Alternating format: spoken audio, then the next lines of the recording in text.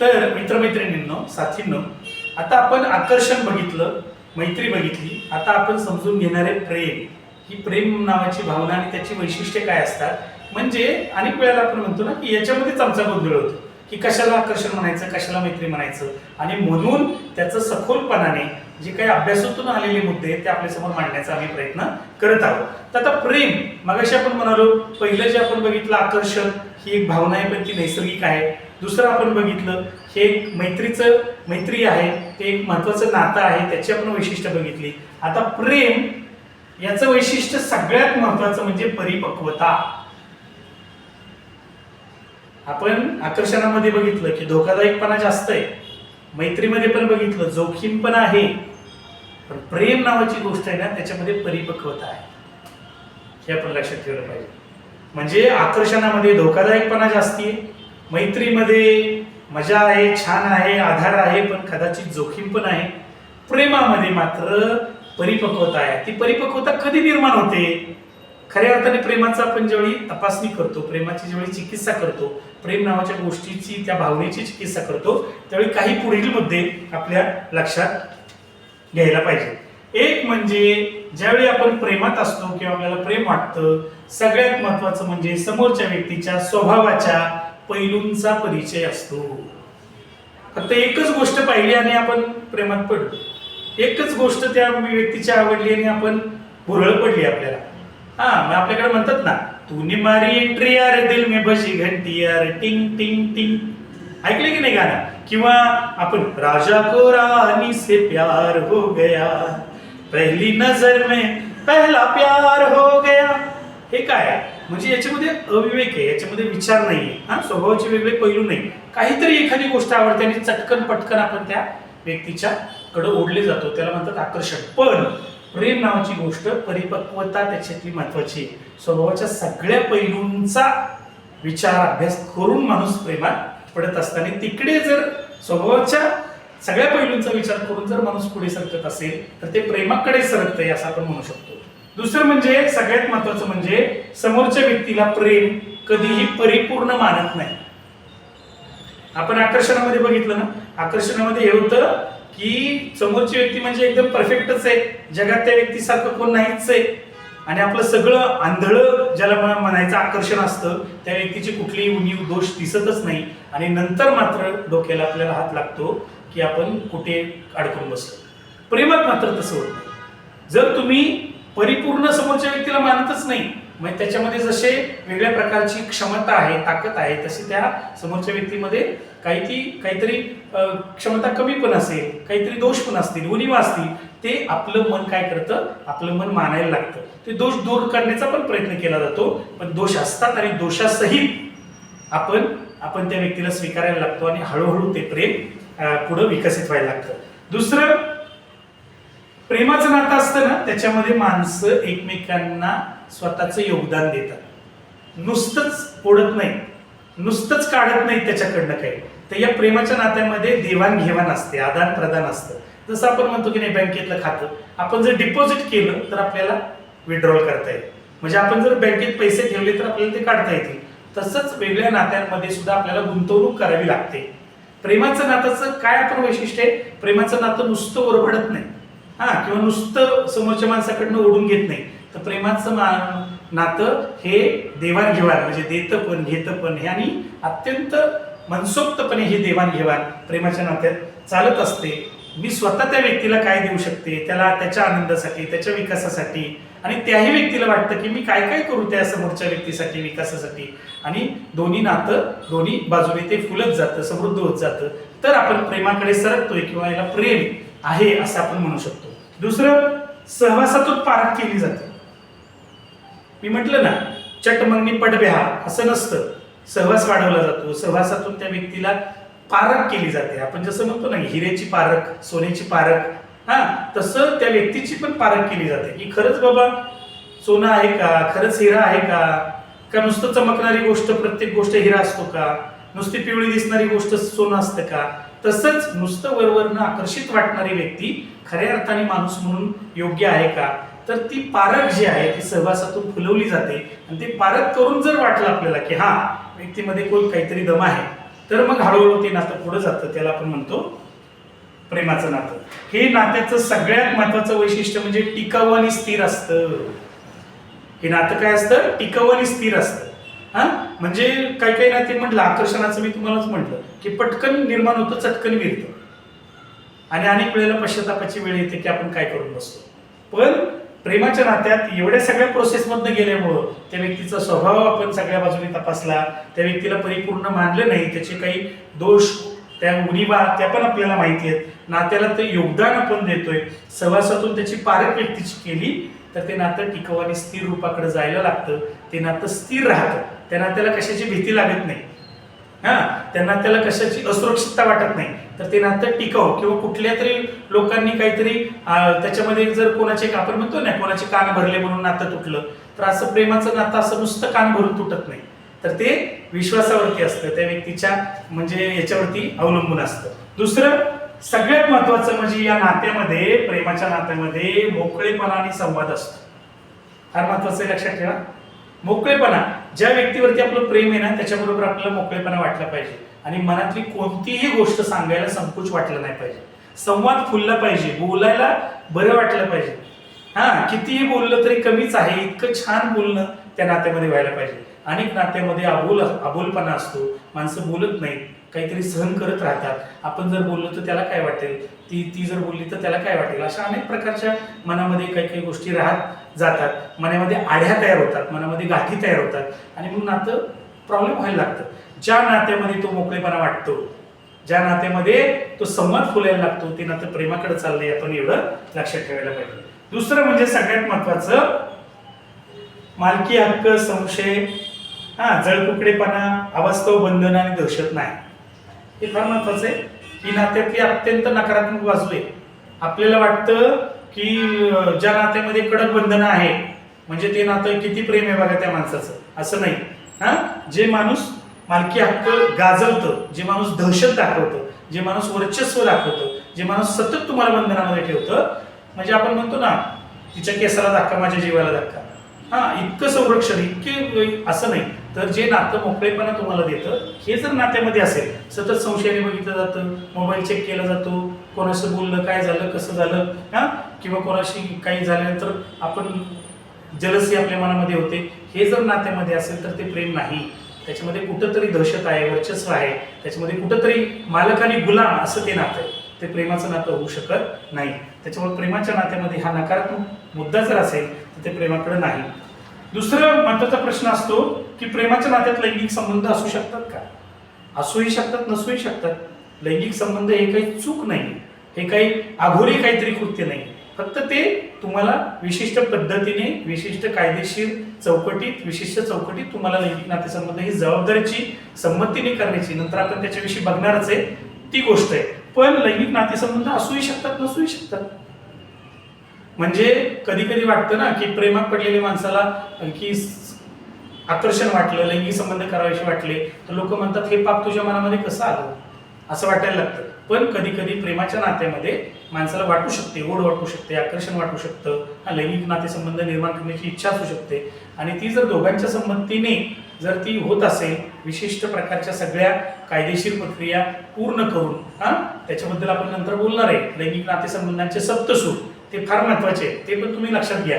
त्याच्यामुळं लैंगिक नातेसंबंध ही काही वाईट, घाण, चुकीची गोष्ट नाही.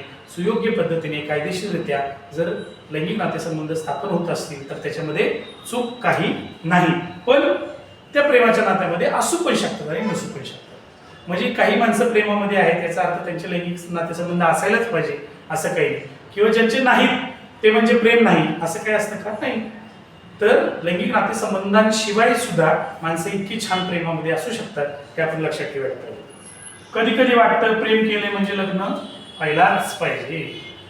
हा 8 तासाचा च आहे ना, तो नात्याला फार घातक आहे. कधी कधी अनेक कारण असतात, प्रेम खरं असतं, हे सगळे मुद्दे खरे असतात. काही काही लोकांचं त्या सगळ्या प्रक्रियेतनं पुढे लग्नाच्या पातळीवरती ते नातं जातं, लग्नाच्या बंधनात किंवा लग्नाच्या नात्यामध्ये ते येतात. पण कधी कधी लग्न होत नाही. लग्न होत नाही याचा अर्थ मुलीने मुलाला फसवलं, मुलाने मुलीला फसवलं असं होत नाही. किंवा आतापर्यंत जे नातं होतं ते अगदी तकलादू होतं, ते म्हणजे ते त्याच्यामध्ये त्या नात्यामध्ये काही ताकद नव्हती असं नव्हतं. अनेक कारणं असू शकतात ज्याच्यामध्ये मुलाकडनं मुलीकडनं लग्नाच्या नात्यापर्यंत ते पोचू शकत नाही, याचा अर्थ ते प्रेम वाईट होतं असं त्याला ठप्पा शिक्का मात्राला मारता कामा नये. समजा तुम्हाला लग्नाच्या नात्यामध्ये सहजासहजी जाता आलं तर लोक जातात. कधी कधी माणसं सगळ्या समाजाचा कुटुंबाचा विरोध पत्करून सुद्धा प्रेम जर असेल तर ते झोकून त्याची ती जोखीम घेऊन माणसं लग्नाच्या नात्यामध्ये जातात, कारण तेवढं ती प्रेमाची वैशिष्ट्ये त्यांनी ओळखलेली असतात. पण कधी कधी अनेक कारणामुळं जीवाचा धोका असणे, आजूबाजूचं वातावरण पूरक नसणे, या सगळ्याच गोष्टीमुळं कधी कधी लग्नाच्या नात्यापर्यंत काही प्रेमाची नाती जात नाही. याचा अर्थ ते प्रेम खोटं होतं असं होत नाही. दुसरं, प्रेमाच्या नात्यामध्ये सगळ्यात महत्वाचं म्हणजे परस्पर विश्वास असतो. फार महत्वाचं हा विश्वास आहे ना, हा विश्वास तो प्रेमाच्या नात्याचा पाया आहे. म्हणजे इतका तो मोकळा सोडतो ना माणसाला, म्हणजे प्रत्येक वेळा मगाशीच आपण म्हणलो की तो धरून ठेवत नाही. माणूस कुठेही गेलं तरी त्या व्यक्तीवरती आपला विश्वास असतो. कोणी आजूबाजूनी काही सांगितलं तरी त्या सांगितल्यामुळं माणूस त्या अविश्वासाला म्हणजे तडा जातो असं काही होत नाही. तर तो अविश्वास आहे, तो अविश्वास हा त्या नात्यामध्ये नसतो, तर विश्वास असतो, हे आपण लक्षात ठेवलं पाहिजे. दुसरं सगळ्यात महत्वाचं म्हणजे त्या नात्याचं वैशिष्ट्य समजूतदारपणा आणि आदर. समोरच्या व्यक्तीच्या शरीराचा आणि मनाचा आदर आणि समजूतदारपणा. अनेक वेळा लोक म्हणतात बघा, काही माणसं आपल्याला समजून घेतात, आपण इतरांना समजून घेतो. हा समजूतदारपणा फार महत्वाचा आहे. प्रेमाच्या नात्यामध्ये हा समजूतदारपणा आपतः येतो, आतून येतो, की समजून घेतलं पाहिजे, समजून सांगितलं पाहिजे, समोरच्या व्यक्तीचा आदर पाहिजे, बोलण्याची भाषा, शब्द, बॉडी लँग्वेज सगळं बदलायला लागतं. तुम्ही ज्यावेळी प्रेमात खऱ्या अर्थाने असता त्यावेळी सगळं बदलायला लागतं, आणि ते बदललेलं तुमच्या शब्दात, तुमच्या चेहऱ्यात, तुमच्या बॉडी लँग्वेजमध्ये, तुमच्या वाक्यांमध्ये, तुमच्या हालचालीमध्ये सगळीकडे ते पाझरतं, आणि म्हणून मग ते नातं फुलायला मदत होते. दुसरं, प्रेमाच्या नात्यामध्ये समोरच्या व्यक्तीचे विचार आणि भावनांशी जुळवून घेतलं जातं. सारखे खटके उडत नाही. अनेक वेळेला बघा काही नात्यांमध्ये सारखे खटके उडतात. तुझं विचारच पटत नाही, तुझ्या भावनाच अशा, तुझं आमकच तसं, आणि मग माणसं इकडनं बोलणं की तिकडनं पण बोललं जातं. प्रेमाच्या नात्यामध्ये असे वेगळे थोडेसे विचार असले तरी, वेगळ्या भावना समोरच्या व्यक्तीच्या असल्या तरी जुळवून घेतलं जातं, आणि जुळवून घेऊन एकमेकांना सुधारत एकमेकांशी बोलत एकमेकांशी संवाद करत, एकमेकांचा आदर करत हे नातं फुलवण्याचा प्रयत्न केला जातो. दुसरं सगळ्यात महत्वाचं म्हणजे जबाबदारी त्या नात्यामध्ये असते. जबरदस्ती, हिसकावणं, आक्रमण त्या नात्यामध्ये असतं. बघा, कुठल्याही नात्यामध्ये जबरदस्ती, हिसकावणं आणि आक्रमण. आपण ज्या व्यक्तीवरती प्रेम करतो त्या व्यक्तीवरती आक्रमण करणं, दहशत निर्माण करणं, वर्चस्व गाजवणं, जबरदस्ती करणं, ओरबाडणं ज्या नात्यामध्ये आहे तिथं प्रेम नाही, एवढं लक्षात ठेवा. तिथं फक्त ती दोन शरीरं एकमेकांना ओरबाडायला, एकमेकांवरती आक्रमण करायला एकत्र आलेली. तर ती आक्रमण करणं असं नाही, हळूवारपणे एकमेकांना समजावून घेत एकमेकांच्या बरोबरचं नातं फुलवणं हे प्रेमामध्ये अपेक्षित आहे. दुसरं, मगाशी म्हटलं तसं की प्रेम जे असतं ते विचारी असतं, विवेकी असतं आणि डोळस असतं. आकर्षणामध्ये आपण काय समजून घेतलं? आकर्षण हे आंधळं असतं, मैत्री थोडीशी जोखमीची पण होऊ शकते, पण प्रेमामध्ये सगळ्यात महत्वाचं म्हणजे विचार, विवेक आणि डोळसपणा. पूर्ण सारासार विचार करून, वेळ घेऊन, हळूहळू विकसित होणारी ही प्रक्रिया आहे. आणि म्हणून विचारपूर्वक केलेली, विवेकाने चांगलं काय, वाईट काय, यातनं काय घडेल, सुयोग्य का अयोग्य, या सगळ्या गोष्टींचा निर्णय त्या व्यक्ती स्वतःच्या पातळीवर स्वतःचा विवेक वापरून त्या घेत असतात, डोळसपणे घेत असतात. हे त्यातलं महत्वाचं नातं. सगळ्यात महत्वाचं म्हणजे हे प्रेमाचं नातं तुम्हाला स्वातंत्र्य देतं, समानता देतं आणि सुरक्षितता देतं. ज्या नात्यामध्ये आपल्याला हा अनुभव येतो की मी स्वतंत्र आहे, माझ्यावरती दबाव नाही, माझ्यावरती वर्चस्व नाही, माझं कोणी मालक नाही, स्वातंत्र्य नाही. स्वातंत्र्य म्हणजे स्वैराचार नाही बरं का. स्वैराचार वेगळी गोष्ट आणि स्वातंत्र्य वेगळी गोष्ट आहे. विशिष्ट माणुसकीच्या चौकटीत माणसाला विकासासाठी मिळणारी संधी ही स्वातंत्र्यामध्ये आवश्यक आहे, आणि ही स्वातंत्र्य त्या नात्यामध्ये जर मिळालं तर सगळ्यांचा विकास छान होतो. त्यामुळं प्रेमाच्या नात्यामध्ये स्वातंत्र्य, समानता. मगाशीच मी म्हटलं, कोणतरी मालक, कोणतरी गुलाम, कोणतरी वरचं आणि कोणतरी खालचं, अशा प्रकारच्या नात्यामध्ये संवाद होत नाही. अशा प्रकारच्या नात्यामध्ये प्रेम फुलत नाही. सतत एक जण कोणतरी सहन करतोय, दुसरा वर्चस्व गाजवतोय, तर त्या असमान विषम नात्यामध्ये कधीही प्रेम फुलू शकत नाही. आणि म्हणून प्रेम फुलायचं असेल तर समानता हे त्याचं महत्वाचं स्वातंत्र्य, समानता तत्व आहे. आणि सुरक्षितता. नाती कशासाठी तयार करतो? माणसाला सुरक्षा वाटावं, छान वाटावं, सुरक्षित वाटावं, थकलं भागलं तर माणसांना एकमेकांच्या बरोबर बरं वाटावं. याच्यासाठी जर तुम्हाला असुरक्षित वाटत असेल, त्या व्यक्तीची भीती वाटत असेल, त्या व्यक्तीच्या जवळ जायला सुद्धा नको वाटत असेल तर ते सुरक्षित नातं नाही. त्या व्यक्तीचं स्पर्श नकोसा वाटत असेल, त्या व्यक्तीचं आजूबाजूला असणं नकोसं वाटत असेल तर त्या नात्याचा विचार केला पाहिजे. ते प्रेमाकडे जाणारं नातं नाही. दहशतीमुळे निर्माण झालेलं, वर्चस्वामुळे निर्माण झालेलं ते नातं आहे. त्याच्यामुळं प्रेमाच्या नात्याचं सगळ्यात महत्त्वाचा तो निकष आपण लावला पाहिजे, तो म्हणजे स्वातंत्र्य, समानता, सुरक्षितता त्या नात्यामध्ये आहे का. अजून एक महत्त्वाचा भाग आहे तो म्हणजे नकाराचा अधिकार. बघा की कधी कधी प्रेमाच्या नात्यामध्ये सगळ्यात महत्त्वाचं काय असतं की नकाराचा अधिकार असतो आणि ती स्वीकाराची क्षमता असते. एखाद्या प्रेमाच्या माणसाने आपल्याला नकार दिला तर त्या व्यक्तीचा आदर केला जातो, त्या नकाराचा आदर केला जातो. त्या नकाराची कुठल्याही क्षणाला आणि कुठल्याही बाबतीत माणसाला ज्यावेळी नको वाटतं, नो मीन्स नो असं ज्यावेळी वाटतं त्यावेळी त्या नोचा आदर केला जातो, त्या नकाराचा स्वीकार केला जातो. त्यावेळी ते नातं फुलतं. त्यावेळी बळजबरी केली जात नाही, त्यावेळी जबरदस्ती केली जात नाही. हे कुठल्याही बाबतीत त्या नात्यामध्ये असायला पाहिजे. दुसरं मगाशीच म्हटलं आपण तसं संमती, इच्छा, आनंद आणि आकर्षण. जर नातं फुलायचं असेल प्रेमाचं त्याच्यामध्ये सगळ्यात महत्वाची संमती. दुसरं इच्छा, ते नातं वाढवायची इच्छा आपल्या मनामध्ये असायला पाहिजे, त्या नात्यात आपल्याला आनंद मिळायला पाहिजे. आणि दुसरं म्हणजे सगळ्यात महत्वाचं एक दुसऱ्याचं आकर्षण पण पाहिजे. आकर्षण हे पण पाहिजे, एकमेकांची ओढ वाटली पाहिजे, एकमेकांचा सहवास हवासा वाटला पाहिजे. तो आकर्षण दरवेळी चुकीचं असतं असं नाही. ते धोकादायक कधी घडतं ते आपण पहिल्यांदा बघितलं. पण आकर्षण प्रेमाच्या नात्यामध्ये पण महत्वाचं आहे. एकमेकांची संमती महत्वाची आहे, एकमेकांच्या इच्छा आकांक्षा महत्वाच्या आहेत आणि एकमेकांचा आनंद महत्वाचा आहे. पुढं एकमेकांची आवड निवड, दोषांचा स्वीकार. मगाशीच आपण बघितलं एकमेकांच्या आवडीनिवडी जपणं. आपल्या आवडी वेगळ्या असू शकतात, आपण ज्या व्यक्तीच्या प्रेमात आहोत त्याच्या आवडीनिवडी वेगळ्या असू शकतात.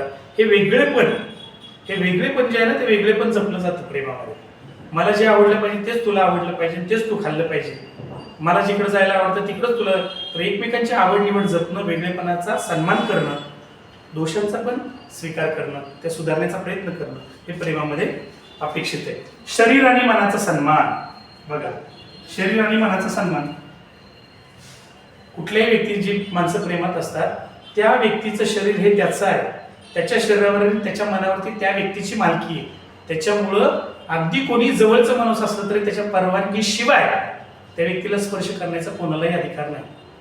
हे प्रेमामध्ये पण मान्य केलं जातं की कोणी पण असो, जवळची व्यक्ती असो, कितीही दिवस नात्यामध्ये असो, ज्यावेळी ती व्यक्ती आपण इतरांच्या शरीराचा आणि मनाचा सन्मान करतो याचाच अर्थ त्या शरीराच्या मनाच्या त्या व्यक्तीच्या आपण खऱ्या अर्थाने प्रेमात आहोत. आणि सगळ्यात महत्वाचं म्हणजे प्रेम जे आहे त्याच्यासाठी वेळ का जावा लागतो. म्हणजे प्रेम चटकन आणि पटकन होतं का नाही, ते तपासावं लागतं, त्याचा अंदाज घ्यावा लागतो, सहवासाने फुलतं. आणि म्हणून काहीतरी आत्ता आकर्षण वाटलं आणि 2 तास मी प्रेमात पडलो आणि लगेच 8 दिवसात लग्न करून आलो किंवा 15 दिवसात काहीतरी नको त्या गोष्टीच्या बळी पडलो आपण, तर यातनं माणसांचं आयुष्याचं नुकसान होऊ शकतं. त्यामुळं प्रेमासारखी सुंदर गोष्ट नाही, फक्त ती अशा पद्धतीने डोक्यामध्ये आपल्या नीट असली पाहिजे, तर मग आपल्याला पश्चाताप होणार नाही. आणि सगळ्यात महत्त्वाचं किशोरी मुलांना, युवांना हे का माहीत पाहिजे, कारण हे माहीत असेल तर त्यांना या सगळ्या वयाला सामोरं जायला त्यांना मदत होईल. त्याच्यामुळं जे काही त्यांच्यावर कायदेशीर काही कारवाई होऊ शकते, त्याच्यामुळं काही अभ्यासावरती परिणाम होऊ शकतो, एकाग्रता भंग होऊ शकते. कधी कधी याच प्रकारे म्हणजे एकतर्फी प्रेमातून किंवा प्रेमभंगातून अनेक मुलांचं ब्रेकअप झालं म्हणून डिप्रेशन आलं. अनेक लोक एकतर्फी प्रेमातून काहीतरी चुकीचा कृत्य करतात, त्यातनं कायदेशीर काही प्रश्न निर्माण होतात, काही काही मुलांना गुन्हेगारी स्वरूपाची कृत्य पण होतात. त्याच्यामुळे या सगळ्या गोष्टींना जोडून आपलं व्यक्तिमत्व फुलण्यासाठी हे फार महत्त्वाचं आहे. तर हे प्रेम नावाची गोष्ट नीट जर आपण समजावून घेतली तर त्याचा फार चांगला उपयोग आपल्या विकासासाठी आणि समृद्ध आयुष्य जगण्यासाठी होईल असं मला वाटतं. धन्यवाद.